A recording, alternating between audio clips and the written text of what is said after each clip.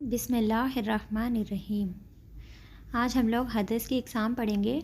حدث کی جو ہے دو اقسام ہوتی ہیں۔ سب سے پہلے ہوتا ہے حدث اکبر، دوسری ہوتی ہے حدث اصغر۔ جیسے کہ نام سے ظاہر ہے، حدث اکبر یعنی بڑا حدث یعنی بڑی ناپاکی، اور حدث اصغر چھوٹا حدث یعنی چھوٹی ناپاکی۔ حدث اکبر دیکھ لیتے ہیں کیا ہے۔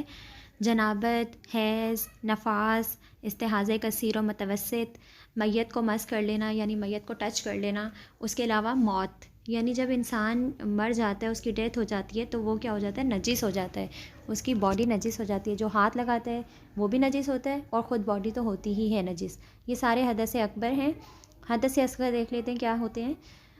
یعنی پیشاب ہے، پاخانہ ہے، اس کے علاوہ ہوا کا خارج ہونا، ہوا وہ والی یعنی جو انسان کے آنتوں اور معدے سے گزر کر آتی ہے، ٹھیک ہے، وہ حدث اصغر میں آتی ہے۔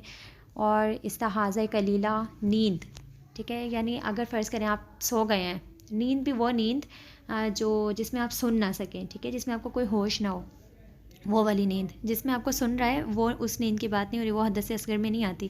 اچھا، حدث اکبر کو دور کرنے کے لیے ہمیں غسل کی ضرورت پڑتی ہے، ٹھیک ہے۔ جنابت کا الگ غسل ہے، حیض کا الگ ہے، نفاس کا، استحاضہ کا الگ غسل ہوتا ہے۔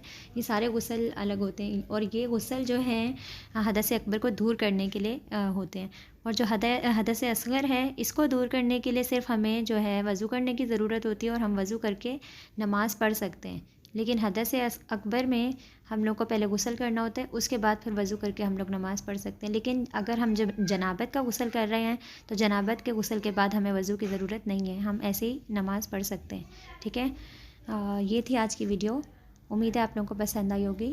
Thanks for watching. اللہ حافظ۔